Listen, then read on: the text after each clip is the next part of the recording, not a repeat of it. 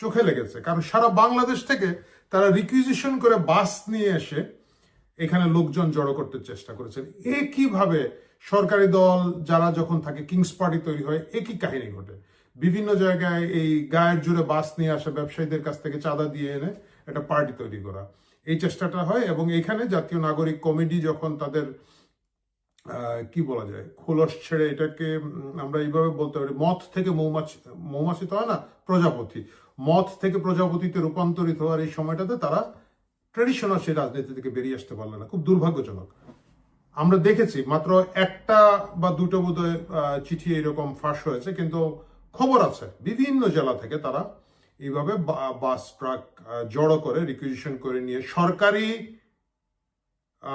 কি বলা এটাকে তত্ত্বাবধানে, জেলা প্রশাসকদের তত্ত্বাবধানে এই ধরনের কাজ করেছেন বলে অভিযোগ আছে। ডিসি অফিস, এসপি অফিস মিলে তারা বাস জোগাড় করে দিয়েছে, লোক জোগাড় করে দিয়েছেন, সবকিছু মিলে তারা মানিক মিয়া এভিনিউর 1/5টা আংশিক ভরতে পেরেছেন। এটা তাদের সর্বোচ্চ স্ট্রেংথ এই পার্টির এই মুহূর্তে। আমি এটাকে আসলে খুব একটা গুরুত্ব দিয়ে দেখছি না, কারণ একটা নতুন রাজনৈতিক দল, তার পক্ষে আসলে লক্ষ লক্ষ লোক জমায়েত করে ফেলা, জড়ো করে ফেলা খুব যে একটা স্বাভাবিক বিষয় তা কিন্তু নয়। শুরু করেছেন তারা, কোনো একদিন ভবিষ্যতে হয়তো করবেন, পার্টি ধীরে ধীরে বড় হবে, সেই আশাবাদ তারা দেখতে পারেন। এবং নতুন যে কোনো রাজনৈতিক দলকে আমরা শুভেচ্ছা জানাতে চাই। কিন্তু আদৌ এই নতুন রাজনৈতিক দলটা কি কোনো পদক্ষেপ তারা যেটা নিতে চান, তারা যে রাজনীতি করতে চান, এটা কি আসলে কোনো এফেক্টিভ কিছু হবে? এটা কি আদৌ নতুন কোনো রাজনীতি তারা দিতে পারলেন? আমার কাছে সেটা মনে হয় নাই। আমি তাদের যে নেতা নাহিদের বক্তৃতাটি পুঙ্খানুপুঙ্খভাবে শুনেছি, চিন্তা করেছি, ভেবেছি, এবং আমার কাছে মনে হয়েছে এই বক্তৃতাটা যদি তিনি বাংলায় না দিয়ে ইংরেজিতে দিতেন তাহলে ভালো হতো। কেন ভালো হতো? তাহলে আমরা বলতাম ইংরেজিতে যেহেতু বলেছে নিশ্চয়ই ভালো কিছু বলেছে, নিশ্চয়ই জ্ঞানের কথা বলেছে।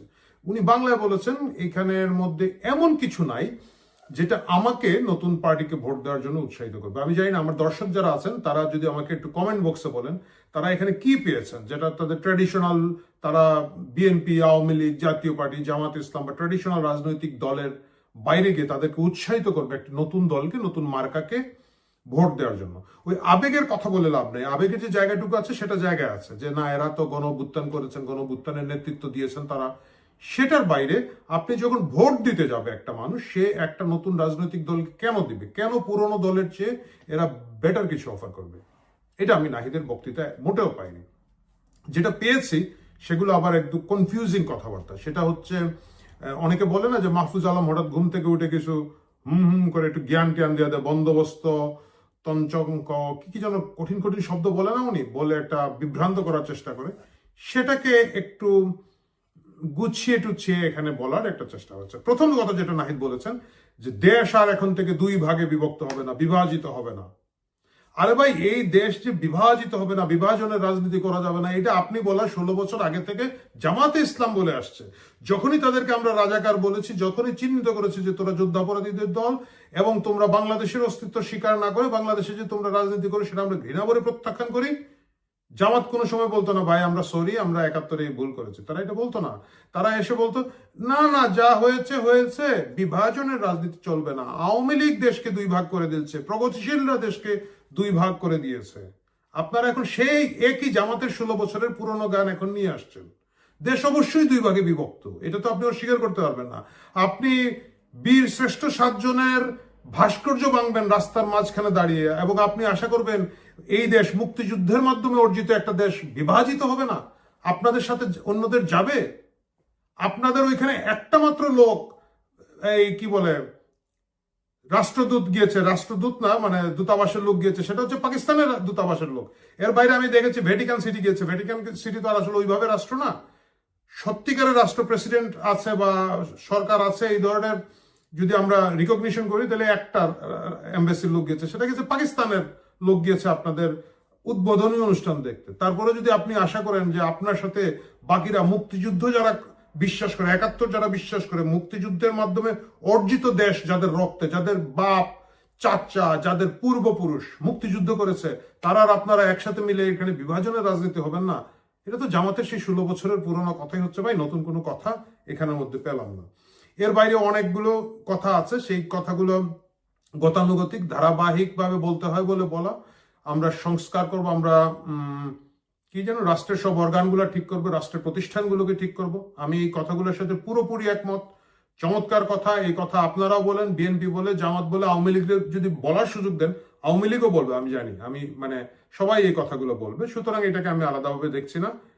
কিন্তু আরেকটা মজার কথা বলেছেন আপনারা, সেকেন্ড রিপাবলিক তৈরি করবেন, দ্বিতীয় রিপাবলিক তৈরি করবেন। এই হয় কি, অতিরিক্ত বুকিশ হয়ে গেলে মনে হয় যেন না জানি কি বলেছে, একটা সেকেন্ড রিপাবলিক বলেছে, নিশ্চয়ই ইংরেজিতে একটা কথা বলেছি, খুব ভালো হয়েছে। আচ্ছা, আপনারা কি সেকেন্ড রিপাবলিকের ঘটনাটা জানেন? আমি আমার দর্শকদের কাছে ছোট্ট করে বলতে চাই, সেকেন্ড রিপাবলিক কথাটা এসেছে কিন্তু ফ্রেঞ্চ সেকেন্ড রিপাবলিক থেকে, এইটাকে রেফার করা হয়, এবং সেটা স্থায়ী হয়েছিল মাত্র 4 বছর। এটা স্থায়ী হয়েছিল 4 বছর। এর আগে 1930 সাল থেকে ওইখানে একটা রাজতন্ত্র ছিল, 18 বছর ছিল। সেটাকে উৎখাত করে 48 সালে সেকেন্ড রিপাবলিক হয় ফ্রান্সের, এবং ঠিক 4 বছর পরে সামরিক বাহিনীর পেদানি খেয়ে কুয়ের মাধ্যমে সেই 4 বছরের সেকেন্ড রিপাবলিকের মৃত্যু হয়। অনেকটা কিন্তু আমাদের দেশের মতো মিলে যাচ্ছে। ওইখানে 18 বছর ছিল, আমাদের এখানে শেখ হাসিনা 16 বছরের মতো ছিলেন, এবং সেখানেও এই ধরনের ঘটনা ঘটেছিল। এইখানেও এখন সেকেন্ড রিপাবলিক করতে চাচ্ছেন। ওইখানে পরবর্তীতে সামরিক বাহিনীর পেদানি খেয়ে সেকেন্ড রিপাবলিক কুয়ের মাধ্যমে সমাপন হয়। এইখানেও কিন্তু অনেক ফুল স্টপ, দাড়ি কমা চলবে না বলে ওয়াকার সাহেব দেখলাম বেশ গা ঝাড়া দিয়ে উঠেছেন, এবং তিনি মাননীয় প্রধান উপদেষ্টা না বলে ডক্টর ইউনূসের সাথে আমার কথা হয়, ওই টোনে চলে গিয়েছেন। কিন্তু এখানে আসলে এই 100-150 বছর পরে ওই সেকেন্ড রিপাবলিকের পরে 4 বছর আপনারা থাকবেন কিনা, না আমার একটু সন্দেহ আছে। আমি জানি না, মানে আমার প্রেডিকশন অবশ্যই ভুল হতে পারে, কিন্তু 4 বছর মধ্যে ভাই আপনারা সেকেন্ড রিপাবলিক টিকাতে পারবেন না এই দেশে। তো এই যে কথা, তার বাইরে বলেছেন কি গণপরিষদ করবেন। এই জিনিস, গণপরিষদ কেন করা হয়? সংবিধান প্রণয়ন করার জন্য গণপরিষদ করা হয়। সংবিধান কোথায় প্রণয়ন করতে হয়? একটা নতুন স্বাধীন দেশের মধ্যে মানে একটা সংবিধান হতে পারে যে না কিছুই আমরা জানি না, আমরা বসে একটা কিছু বানাবো। গণপরিষদ হবে, গণপরিষদ সংবিধান করবে, তারপরে গণপরিষদ বিলুপ্ত হবে, বাতিল হবে, তারপর একটা ইলেকশন হবে। আপনারা ওই দাবি নিয়ে আসছেন। উল্টো দিকে বাংলাদেশের প্রায় সকল রাজনৈতিক দল, জামাত ছাড়া, কারণ জামাত তো অলরেডি এখন সরকারে আছে, তারা নতুন করে নির্বাচন হলে আবার ওরা ওই 5 আসন 6 আসন পাবে, ওই মনের ব্যথা তারা নিতে চায় না। বাকি সব রাজনৈতিক দল, এমনকি নূরের দল, মানে ছোট ছোট দল আমি বুঝাতে চাচ্ছি, তারাও বলছে যে ইলেকশন চায়। তো আপনি এর আগে একটা গণপরিষদ করবেন, ও গণপরিষদের মাঝখানে আবার আপনারা ইউনিয়নের মেম্বার চেয়ারম্যান ইলেকশন করতে চান, হুইচ ইজ ফাইন, ওইটা করবেন। তারপর গণপরিষদ করবেন, এর আগে আবার আলী রিয়াজের কি একটা সংবিধান ড্রাফট আছে, ওইটা পড়বে, লিখবে, ওইটা পাশ করাবে, নামবে, আবার নির্বাচন করবেন। রিয়েলি বাংলাদেশের মানুষের সারাদিন সারা রাত বসে বসে খালি এতগুলো নির্বাচনই করবে? এই যে দাবিগুলো নিয়ে এসেছেন, এই দাবিগুলোর সাথে সাধারণ মানুষের সম্পৃক্তি কতটুকু আছে আমি জানি না। আমি নিজে রাজনীতিবিদ না, আমি এখন কিন্তু সাধারণ মানুষের সাথে ওইভাবে সম্পৃক্ত না, সুতরাং আমি বলতে পারবো না। কিন্তু আমার কাছে মনে হয় আজকের যে মানুষ যে সমস্যাগুলোর মধ্যে আছে, নতুন পার্টি সেই সমস্যাগুলো কোনো সমাধান দিতে পারে নাই। ইউএসআইডির ফান্ডিং বন্ধ হয়েছে, শুধু ঢাকা আইসিডিডিআরবিতে শুনেছে 1000-এর উপরে লোকের চাকরি চলে গেছে। এর মানে হচ্ছে কমপক্ষে গোটা বাংলাদেশের লক্ষাধিক এনজিও কর্মীদের চাকরি থাকবে না।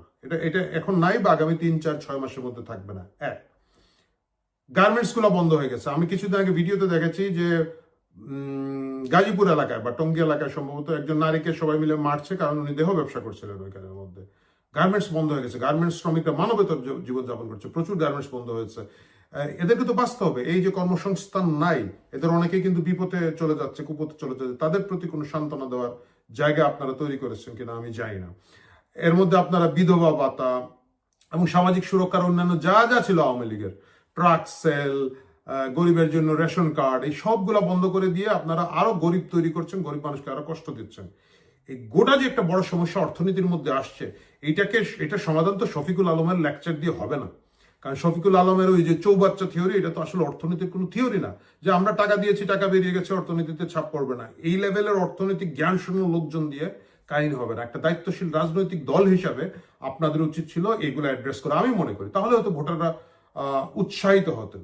কারণ যতগুলো রাজনৈতিক দলের আগে সফল হয়েছে, আপনি দেখবেন এর মধ্যে কিন্তু একটা বড় কম্পোনেন্ট হচ্ছে অর্থনীতিতে তারা কিভাবে ভূমিকা রাখবে। ইভেন আপনাদের যে আন্দোলন জমে ওঠা, এই যে জুলাই আগস্টের আন্দোলন জমে ওঠার পিছনে মূল কারণটা কি আপনারা দেখেন। আপনি যদি বলতেন একটা সেকেন্ড রিপাবলিকের আন্দোলন, আমি শিওর জনগণ মাঠে নামতো না। আপনি যদি বলতেন সংবিধান ধুলাই খোলাইয়ের একটা আন্দোলন করবো, আমি নিশ্চিত এত ছাত্র অকাতরে প্রাণ দিত না। এই মূল জিনিসটা তৈরি হয়েছিল চাকুরিতে কোটা। আপনি দেখেছেন অর্থনীতি কিভাবে সম্পৃক্ত আমাদের জীবনের সাথে। আমি যখন ফিল করেছি, একটা সাধারণ মানুষ যখন ফিল করেছে যে ভাই আমি এত পড়াশোনা করে কি করব, এই যে আওয়ামী লীগ 30% লোকজনের কাছে কোটা দিয়ে দিচ্ছে, তাদের লোকজনের চাকরি দিচ্ছে, আমরা চাকরি পাচ্ছি না, মানুষ তখন কানেক্টেড, মানুষ তখন ইমোশনালি অ্যাটাচড ওই কজের সাথে। আপনি আওয়ামী লীগ, এই যে আওয়ামী লীগের আগের যে একেবারে মানে তত্ত্বাবধায়ক সরকারের সময় যে নির্বাচন করে এসেছে, আপনি দেখেন আমরা অনেক কিছু বলি যে তাদের অনেক কিছু ছিল, কিন্তু মূল যে জায়গাগুলোতে তারা টাচ করেছিল সাকসেস, যেহেতু এটাই সর্বশেষ ভালো নির্বাচন যদি আমরা বলি হয়েছিল, 10 টাকা কেজিতে চাল খাওয়াবে, এটা একটা দাবি, মানে গ্যারান্টি বা যেভাবে বলুক আওয়ামী লীগ বলেছিল। হ্যাঁ, আপনি বললেন খাওয়ায় তো নাই, খাওয়ায় নাই পরের কথা, কিন্তু মানুষ সম্পৃক্ত হয়েছিল যে 10 টাকা কেজিতে চাল খাওয়ানো যাবে। 70-এর নির্বাচনে কিন্তু 10 টাকা মনে চাল খাওয়ানো হবে, এটাও কিন্তু আওয়ামী লীগের একটা অন্যতম নির্বাচনী প্রচারণার মধ্যে ছিল, একটা এজেন্ডা ছিল। সোনার বাংলা শ্মশান কেন? অর্থনীতি নিয়ে কথা ছিল। আর একেবারে সর্বশেষ যেটা বললাম, 10 টাকা চালে ঘরে ঘরে চাকুরি, ডিজিটাল বাংলাদেশ তৈরি করে অর্থনীতির প্রবৃদ্ধিকে মানে বাড়িয়ে দেওয়া, এই এজেন্ডাগুলোকেও কিন্তু আওয়ামী লীগ নিয়ে এসেছিল, যেটা সর্বশেষ নির্বাচন 2008 সালেই তো, 2008 না 2009 সালে হলো, যাই হোক, যে নির্বাচনের মাধ্যমে আওয়ামী লীগ এককভাবে একটা বড় সংগঠন হিসাবে ক্ষমতায় এসেছিল। সুতরাং অর্থনীতি রাজনীতির একটা বড় জায়গা, এই জায়গাটা আমার কাছে মনে হচ্ছে এই নতুন রাজনৈতিক দল কোনোভাবে এড্রেস করতে পারেন নাই। এবং এই যে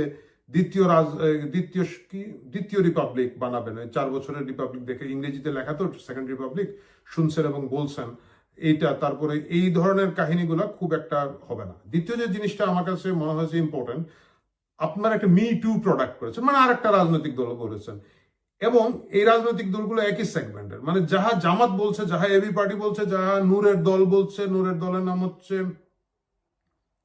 যাই হোক ওনাদের একটা বড় দল আছে, সেই দল বলছে, এবং আপনারা বলছেন, এই 4-5টা দল আসলে একই জিনিস বলছেন, নেতৃত্ব আলাদা আলাদা, লিডারশিপ আলাদা আলাদা, কিন্তু জিনিস একই বলছেন। সুতরাং এই আপনারা সকলে যদি একটা জোট করে জামাতের নেতৃত্বে আসেন নির্বাচনে, তাহলেও তো একটা বোঝা যাবে যে এই রাজনীতি আসছে। এর বাইরে নতুন রাজনীতি না দিতে পারলে আমার কাছে মনে হয় না নতুন রাজনৈতিক দল খুব একটা ভালো করতে পারবে। আমি জানি যে আমার অনেক দর্শক খুব মন খারাপ করবেন যে ভালো জিনিস আসলে আপনারা নেগেটিভ কথা বলেন, মোটেও নেগেটিভ কথা বলতে চাচ্ছি না, আমি তাদেরকে উৎসাহিত করছি। তরুণ নেতারা এখানে এসেছেন, এখানের মধ্যে নাহিদ আছেন, নাহিদের একটু ভাবভারিক্কি আছে, তিনি এত অ্যাগ্রেসিভ কথা বলেন না, মানে হাসনাত বা সার্জিসের মতো যে একবারে খুব আক্রমণাত্মক ক্যাডার ভিত্তিক রাজনীতি করেন না বলেই তাকে দেখা যায়। আক্তার আছেন, যে নাকি সদস্য সচিব না করার ব্যাপারে শুনছিলাম অনেক আলোচনা, উনি শেষ পর্যন্ত হয়েছেন, তিনিও কিন্তু রাজনীতিতে বেশ সম্পৃক্ত, ভালো, তার উপর আস্থা রাখা যায়। তারা মিলে যদি একটা ভালো রাজনৈতিক দল করতে পারেন দেশের জন্য ভালো হয়। আরো অনেকগুলো ভালো রাজনৈতিক দল আসুক, নতুন দলরা আসুক, পুরনোরা ভালো হয়ে উঠুক, সেটাই আমরা চাই। কিন্তু এই মুহূর্তে জাতীয় নাগরিক পার্টি যেটা তারা করেছেন, আমার কাছে এটাকে কোনো মহারাজনৈতিক দল মনে হয় নাই। এবং এই রাজনৈতিক দল এইভাবে চললে সরকারের বাস ট্রাক এবং নির্বাচন ম্যানিপুলিজমের অন্য রাজনীতি না থাকলে তারা খুব ভালো করবেন বলেও আমার কাছে মনে হয় না। দেখা যাক ডক্টর ইউনূস তাদেরকে কতটুকু স্পেস দেন, কতটুকু কিংস পার্টিকে প্রমোট করেন, সেই প্রমোশনের উপরে নির্ভর করবে তাদের সাফল্য। কিন্তু সাধারণ জনগণের মধ্যে তারা খুব বড় আকারে ঢেউ তুলতে পারবেন এটা আমি বিশ্বাস করি না। প্রিয় দর্শক, ভালো থাকুন, কথা হবে অনেক দিন পরে কথা হলো, কারণ অসুস্থ ছিলাম। আপনারা অনেকেই জানেন যে আমি লন্ডনে, আসলে আমার আগে বাইপাস সার্জারি হয়েছিল এবং আমাকে হার্টের এই চিকিৎসার মধ্যে থাকতে, একটু জটিল অপারেশন ছিল বলে এখানে করতে হয়েছিল, এবং তার পরবর্তীতে আমাকে এইটা নিয়েছিল। গত বেশ কিছুদিন আমি এই চিকিৎসার জন্য ব্যস্ত ছিলাম, কথা বলতে পারি নাই। আশা করছি এখন থেকে আবার নিয়মিত কথা বলবো। আপনারা যারা আমাকে দোয়ায় রেখেছিলেন, প্রার্থনায় রেখেছিলেন, তারা আমার কৃতজ্ঞতা গ্রহণ করুন। কথা হবে শিগগিরই অন্য কিছু নিয়ে, অন্য পর্বে। ভালো থাকুন।